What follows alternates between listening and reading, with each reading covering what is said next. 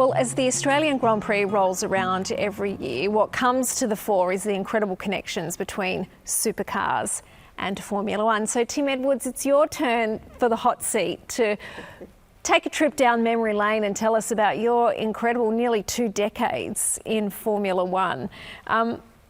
Let's start at the very beginning. You were just 21 years of age when you headed off to the UK to pursue a career in motorsport. Take us back to the very beginning when you started here in Australia, your credentials and how that dream came to be.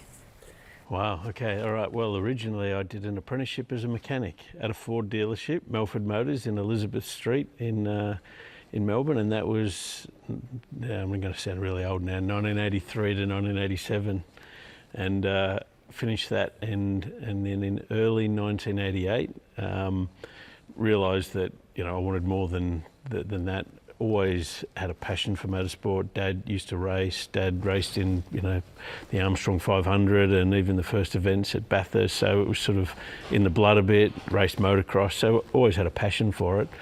And then I still remember it to this day. A guy I knew, Rob Crawford, had already gone over to the UK and was working for a guy called Doco, and he rang up one day and a bit homesick, and I just dropped into the conversation, well, if you hear of any jobs going, give us a shout. He rings me back the next day and he says, oh, Doco wants to talk to you, and my job interview consisted of, I hear you coming over, old son, I'll see you when you get here. And about a week later I arrived in the UK, so I didn't, it was all very quick. And before I knew it, 3 weeks later, I was actually driving a truck to the Le Mans 24 Hour, and I did my first Le Mans race. That was actually the first motorsport event that I did, was work at Le Mans 24 Hour, and and that's how it all started. Wow, not a bad baptism of fire, heading straight in a truck and heading to Le Mans. So tell me, when you hit the ground there in the UK, what were your expectations? And then you turn up to Le Mans, one of the most famous racetracks in the world.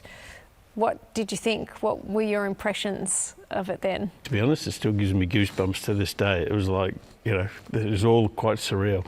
But to be fair, I went for 6 months. I actually said to my mum when I left that I'll be home for Christmas. And unfortunately, got that kind of wrong. So it was, 17 odd years later, I came home eventually with a wife and 2 kids. But yeah, it was unbelievable. And Doco was an Australian guy. He's lived over there for many, 50 years now.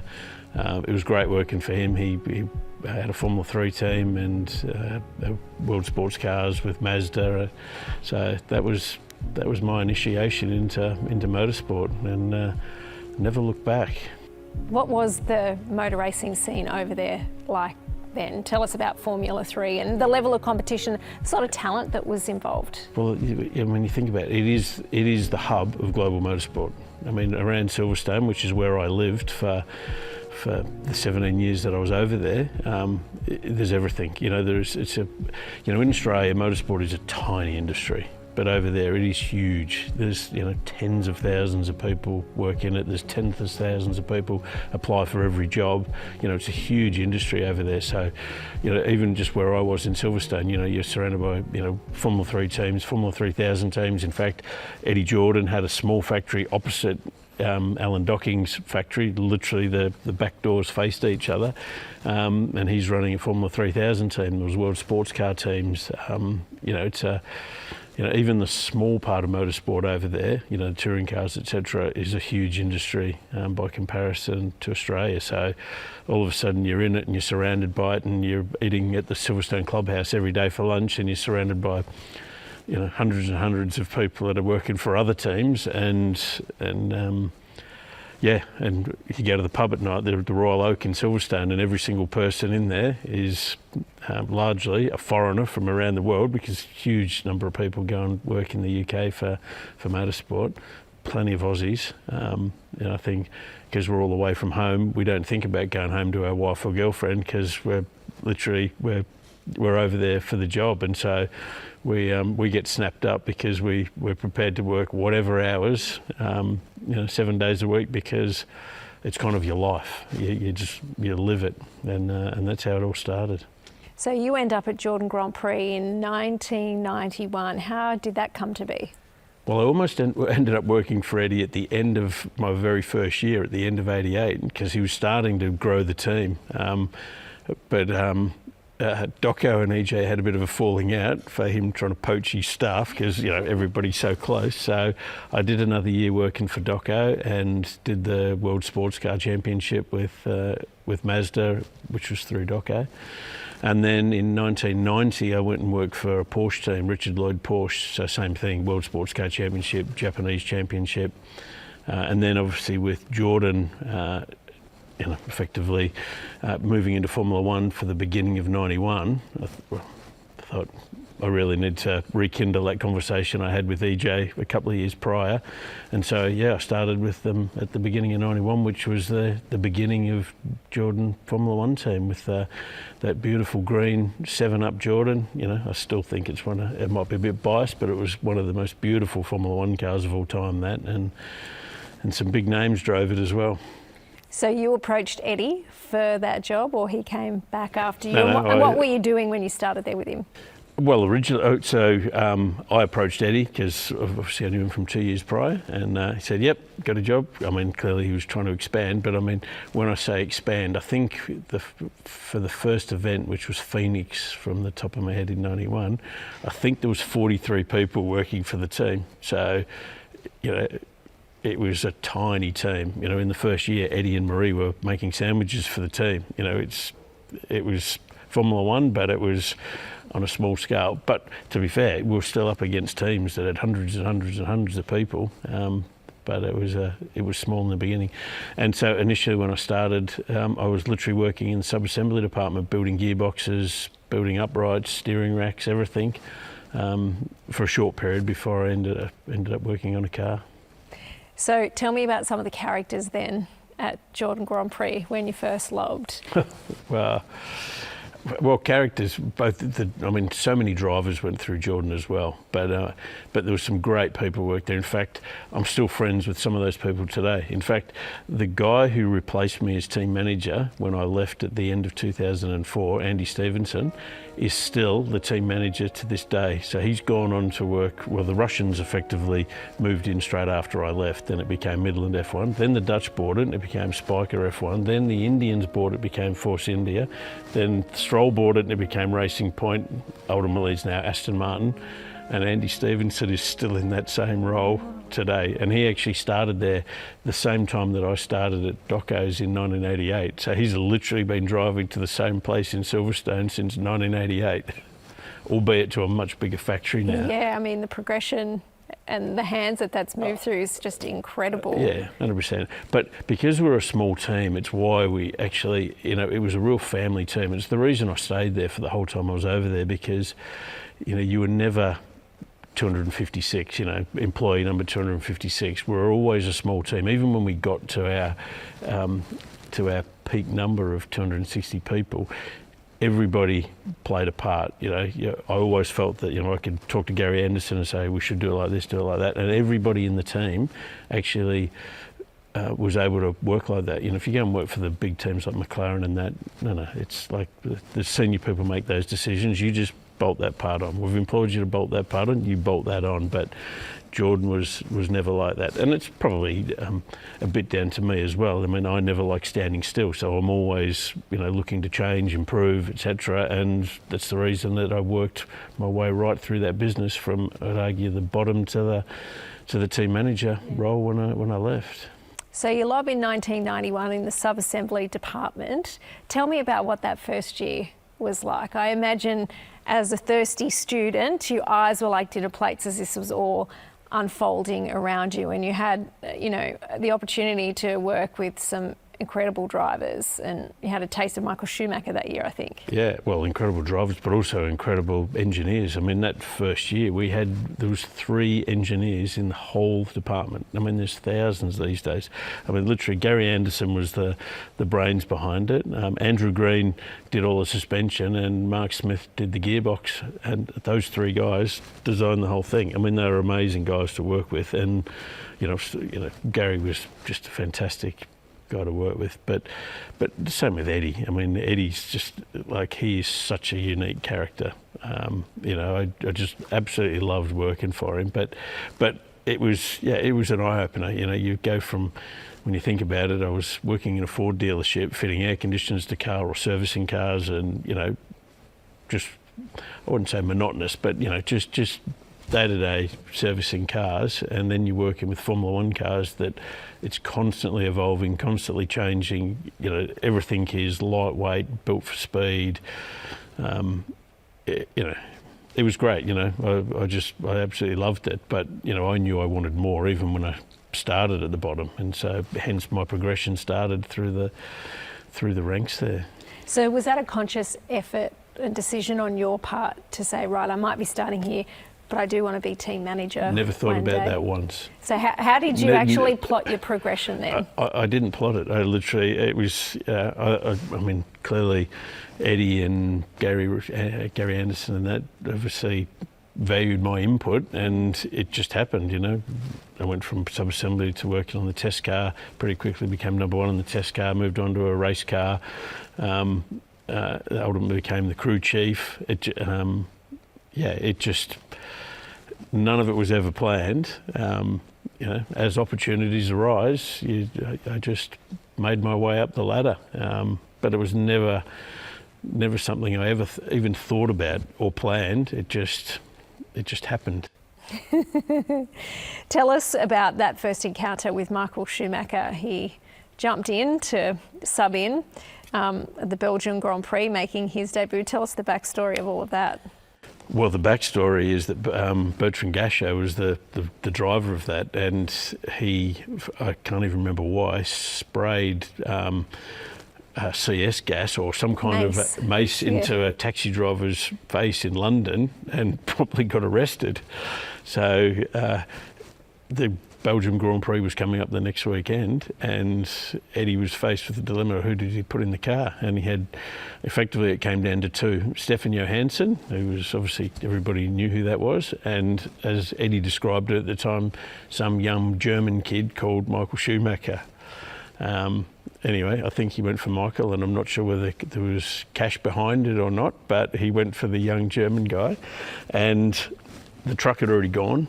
And so we kept a car back, and we're literally a transit and a trailer kind of set up. We went over to the Silverstone South Circuit, which is sort of the half circuit that you can use for test days. Put Michael in the car, and I think it was his fifth lap. He went half a second faster than our car had ever been around that circuit, and our team manager at the time, Trevor Foster, actually called him in and berated him and effectively, I can't remember the exact words, but it was along the lines of, you know, this is a Formula One car, you've got to respect it, it could get away from you.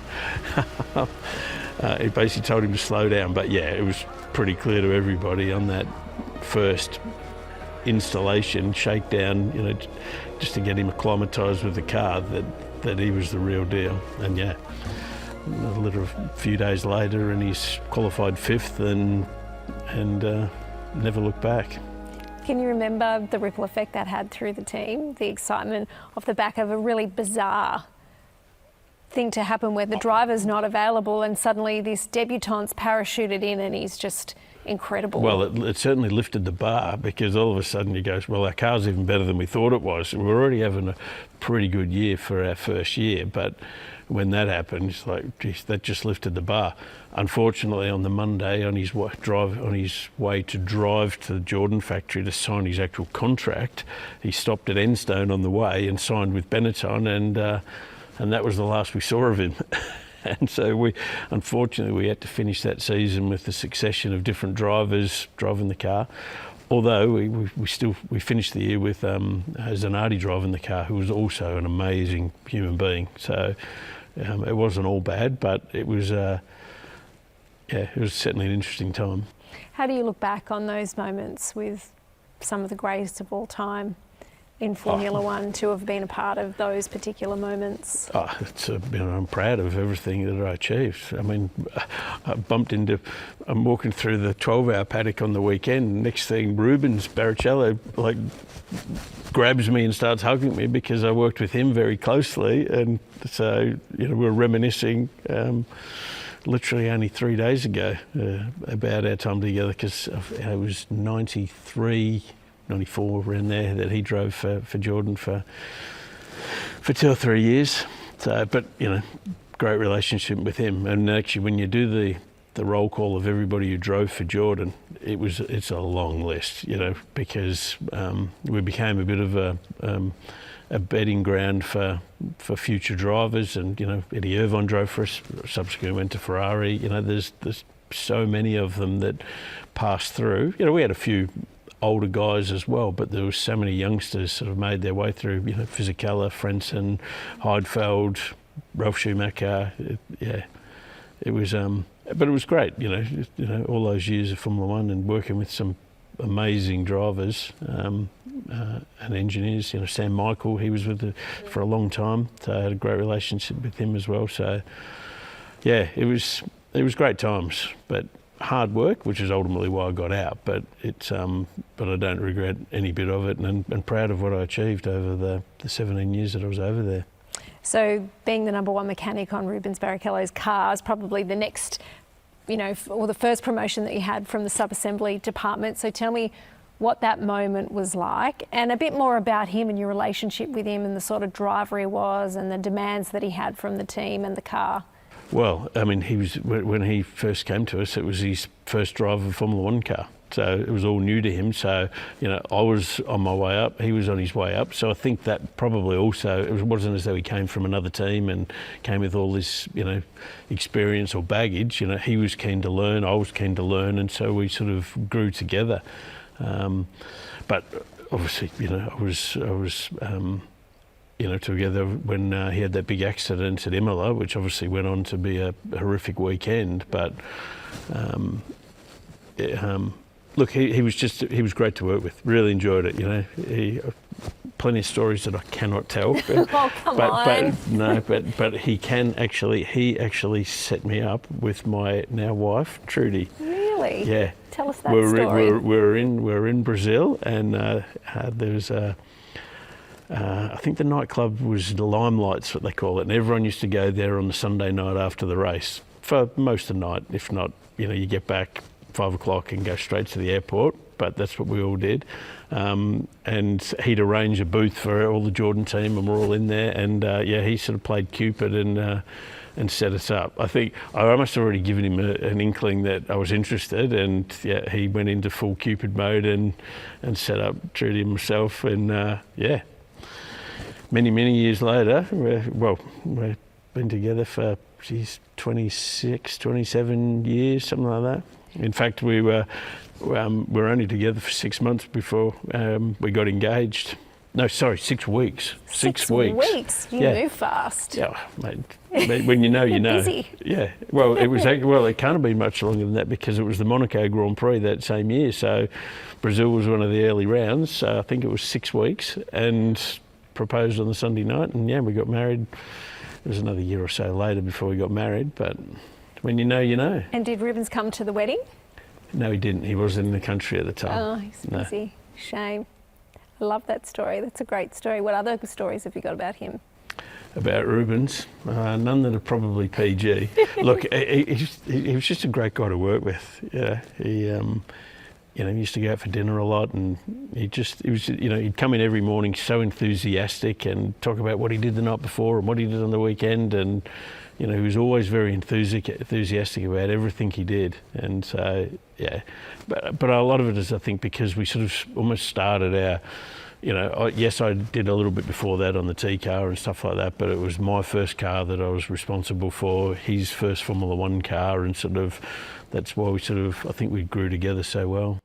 Take us back to that horrific weekend in '94 at Imola. It was, in fact, Rubens' accident on the Friday was actually the biggest of the weekend.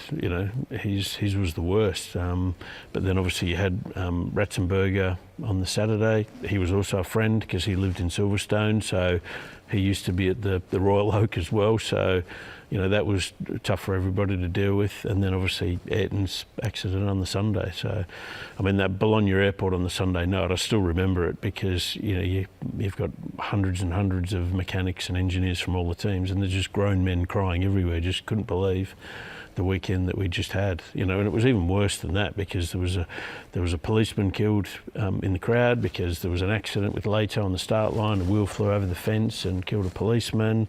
There was a wheel came off the car in the pit lane and broke the back of I can't remember if it was a Minardi or a Ferrari mechanic.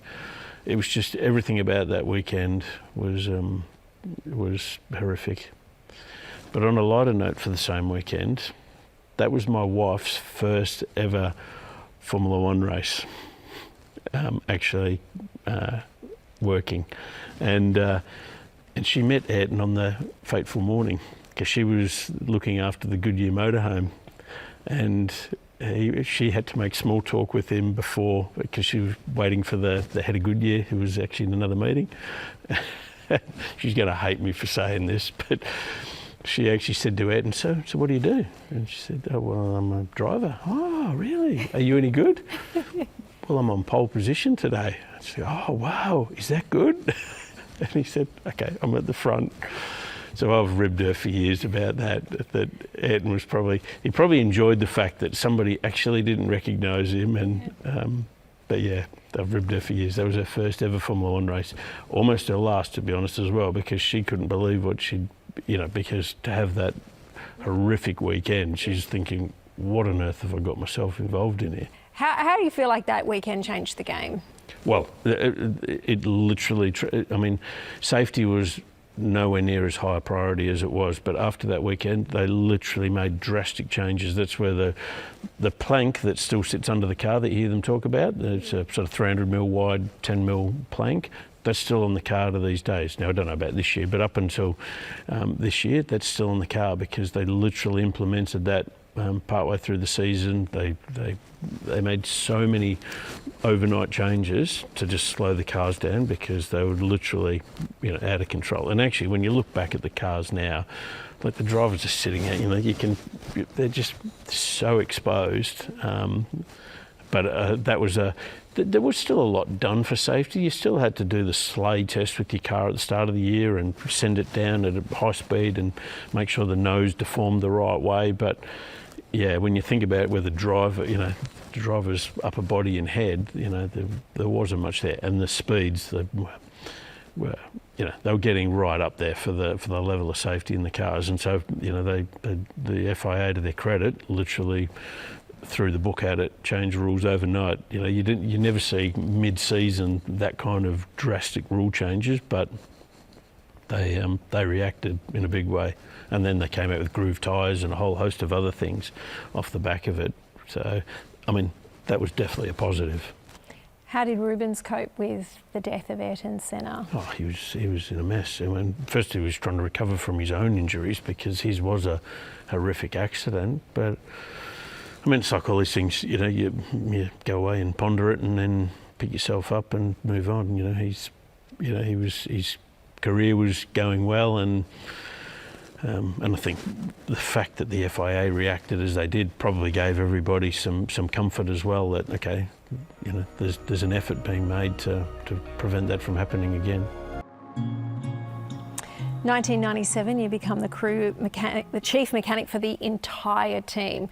Tell us about how your responsibility grew, how many people were working in the team at that time, and what the day-to-day sort of looked like for you.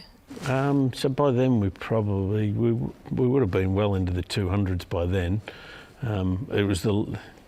In fact, we were probably close to our peak. It was 98, 99 where we were at the sort of in the 260s. So we were 250, something like that. So, well, yeah. So we had obviously the 3 race cars and all the mechanics associated with that, and a small test team as well. So probably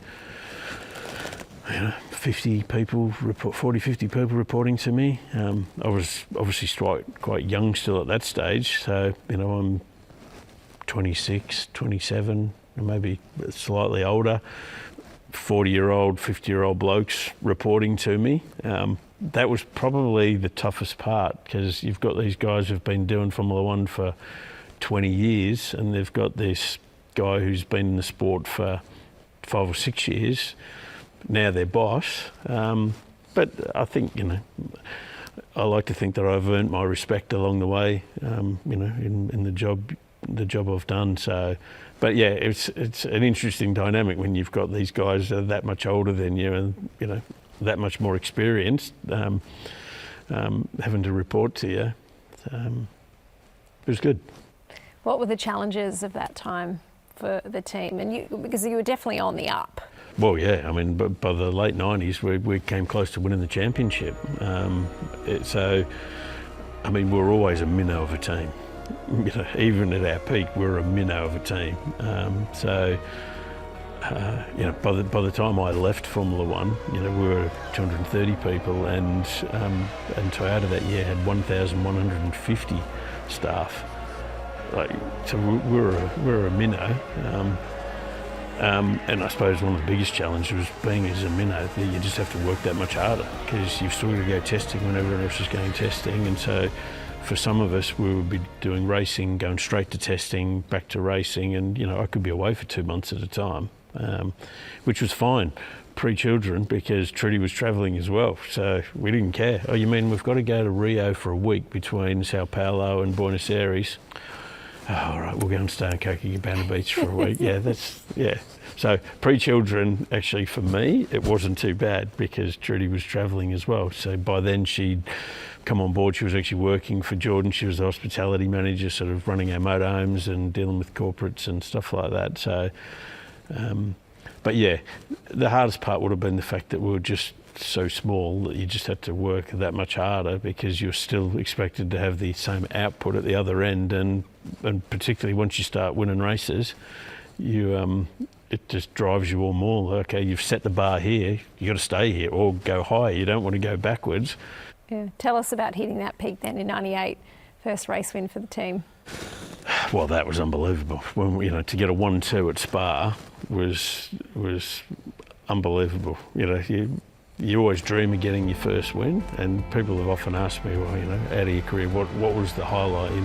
Was it the Bathurst wins, or this championship in supercars? But it would probably have to be that Formula One win, because particularly when you're such an underdog, I think it meant so much more. And just the way we celebrated, it was yeah. I had a sore head for a lot of days after that. That was big. And even in '99, when we started winning even more, the parties got bigger. We did party a lot. It's fair to say that there was a lot of parties back then. But we had a lot of fun as well. I mean, and we had Paul Stoddard was a sponsor then with his European Aviation, and the parties we had on his planes, and some of the shenanigans we got up to. Oh my God. Why? What did you do? Well, I'll tell you one of the stories, because some of them are definitely PG, not PG rated. Stay on tour. Yeah, they should. But so one of the things that Stoddy used to love doing was so the safety cards that are in your seat pocket. So what we used to do was that Stoddy would always go first, and he would sit on the floor up between the front two seats, one under his feet, one under his bum, and then 3 or 4 people would sit behind him. He'd hold onto the front seats, and then as the plane went down the runway, as the front wheel lifted, Stoddy would let go, and they would go hammering down the plane, which was fine. When we were just doing it seated, it wasn't as bad. In fact, I remember we won the Magna Core race in '99 with Frenson, and Murray Walker used to travel on the plane with us as well. Anyway, Murray had just had his hip done, and that didn't stop him. He elected to go P2 behind Stoddy, sitting in the seats. Giselle Davies, our press officer, was behind. And as they fired off down the plane, Murray Walker used to have this catchphrase that he'd start every Formula One race with, which was, and it's go, go, go, go. He's fired down the plane, sitting behind Stoddy, doing his catchphrase. Commentating. So, yeah, it was a lot of fun. Wow. Some real characters around this team. I want to know what Eddie was like in those moments as the team started to find success, particularly on that first race weekend in '98 when the team scored their very first win. What was he like? What did he say to everyone? How did he celebrate? He was almost speechless, which is hard to believe for Eddie, because being a mad Irishman that he was, that like every second word started with an F. Like, that's just the way the Irish are. We celebrated that night, and we celebrated, a week or two later. He was just, we were all the same. Nobody was more excited or less excited than anybody. Everybody was just so proud of what we'd achieved, so excited. But, as I say, it's the same thing, just being that little underdog team, little Irish team in theory, even though we're based in the UK. But yeah, Eddie never changed from day one. Despite the fact that, he exited the sport worth hundreds of millions, he was still the same Eddie from the beginning. Just the dumb shit that he would come out with. Like, he ended up with a driver for a while because he lost his licence, and he'd never been to a supermarket, or not for many, many years. And he went in with Carl to actually get some groceries that Marie had demanded that they pick up on the way home. And the girl behind the thing said, "Would you like cash back?" And Eddie had never even heard it, understood it, and he basically answered on Carl's behalf and said, "Oh yes, please, I'll have 50 quid." And he's literally bragging as he went out that he was so excited that he got 50 quid. He was just a quirky, funny, the whole thing was probably intentional for him, but that's just what he's like. He was always trying to be funny and entertaining, and he just enjoyed every single day of running that team, and so it's infectious. You enjoy working for him when he's like that. He was a character. What was his biggest influence on you, do you think?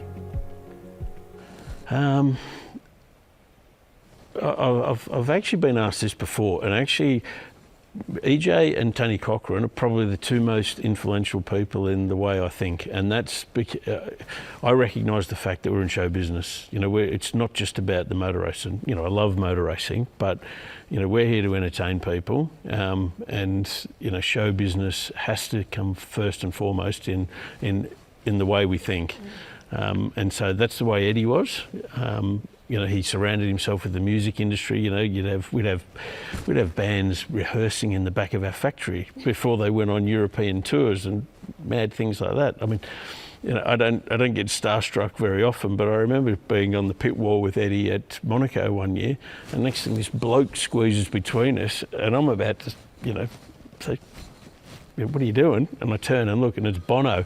Like, okay, you can squeeze in between us and join the conversation anytime you like. So he surrounded himself with all kinds of,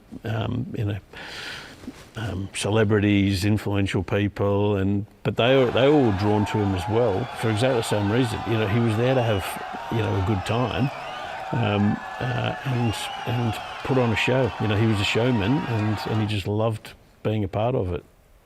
So what was it like for you then when you took over the show? 2001, you became the team manager. Do you remember the conversation you had around that promotion and what was going through your mind about, I guess, the pressure and expectation that comes with holding a role like that?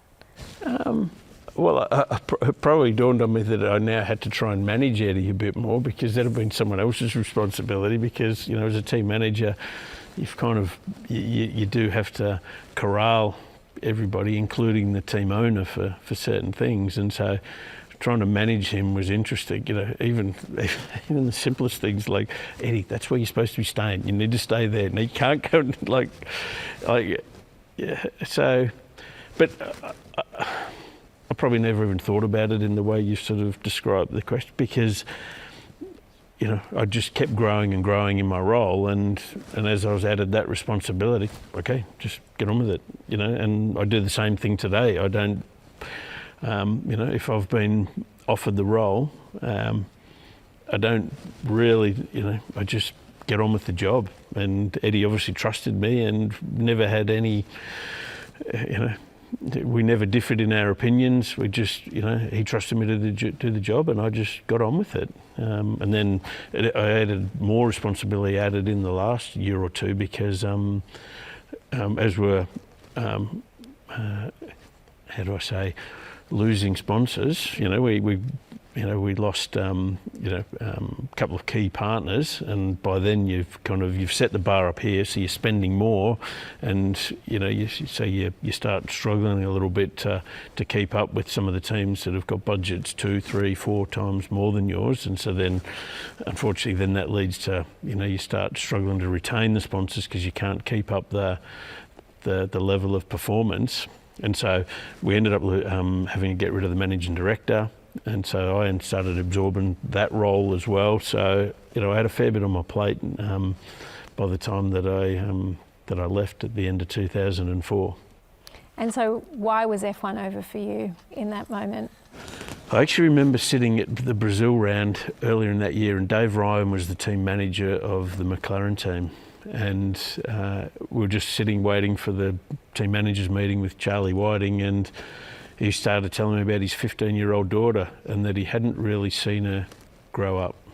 And I had a 1-year-old and a 3-year-old, around that age. And I sort of talked to Trudy about it, and ultimately Trudy made the decision.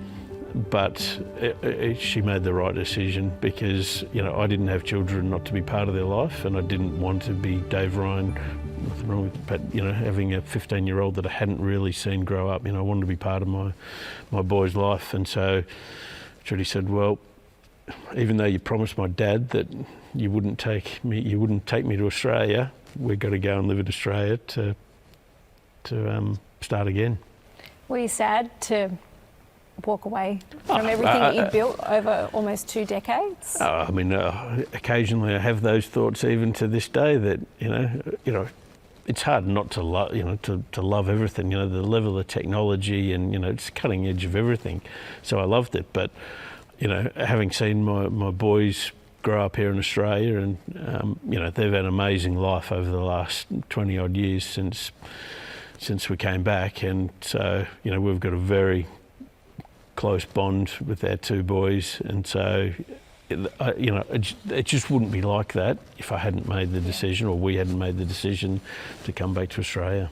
Yeah, I know it was a really sad moment for you personally, but for the entire industry when we lost Eddie, I'm sure it gave you time to have great reflection on all of the wonderful times that you'd spent together. If you could pinpoint your favourite memory of him, what would it be?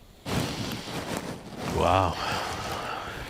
That is a tough question, because for that many years, we had so many good times together. Like, it's hard to just think of one. I don't know that I can answer it, because there was just so many. I mean, the random things you did, like Chris Rea, I mentioned earlier about him rehearsing in the back of the factory. Well, to top that off, Eddie then said, "Right, now you've got to do a concert for all my staff."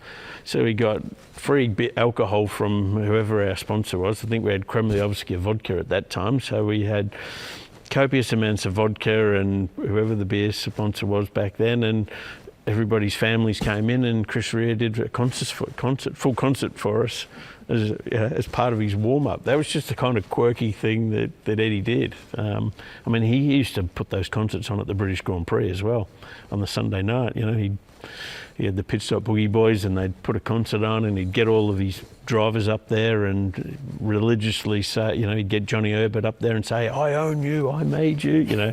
Every year he would claim to fame was, whichever driver he managed to drag up there, he claimed that he owned them. And so, but yeah, that was just what it was like working with him. It was, he was a showman. He just wanted to please people all the time, and that's why I'm not the only one who loved working for him for all those years. There were so many of us that just stayed for the duration, and some longer, like Andy Stevenson, who still goes there today, 20 years later. It seems, even to this day, at its core, the DNA of Formula One still exists, because it's made of all the characters and long-serving people that have helped create the success it enjoys today. But from your perspective, you see the circus and the proliferation of Formula One globally, certainly in the last 5 to 10 years.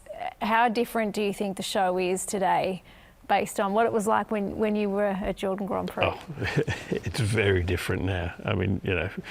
It's it staggers me when I see, when I go into those garages and see the number of people there now compared to what we had.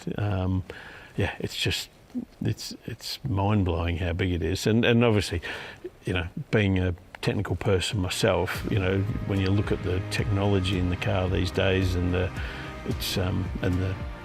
way they're manufactured, and it's pretty impressive. But it's not like it was. I sound really old, back in my day, but we used to party a lot more, and I know for a fact, talking to Andy and that just doesn't happen now.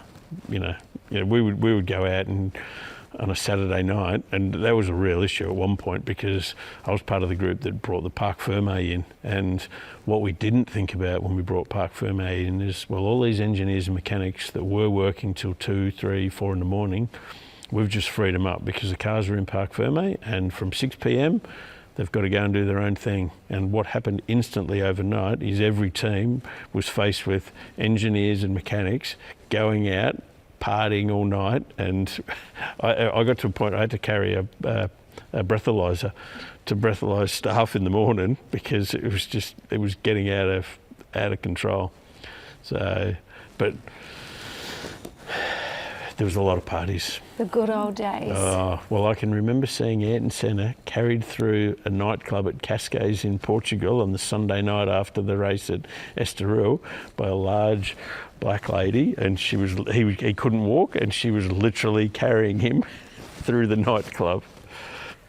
I bet you that'll be etched in your mind forever. Yeah, it will. But yeah, I mean, it was a lot of partying. But I can also remember both the Schumachers in Suzuka. So there's a hotel at the Suzuka circuit, and they've got these little cabins, log cabins, that are all little karaoke huts. And so it's religious there that the FIA book one, the Schumachers used to book one, certain people would book, and there's probably 10 cabins there, and they're designed for maybe 10 or 15 people, and you would squeeze in 40 to 50 people in there, so everybody's like that, and whatever song's being sung, everybody jumps up and down in unison, and I swear we just about took them off the stumps every year. But, you would see Michael and Ralph both absolutely paralytic on the karaoke. You'd like, wow. Yeah. So there was a lot more partying back in my day than there is today, and it's. I don't think Formula One's any different to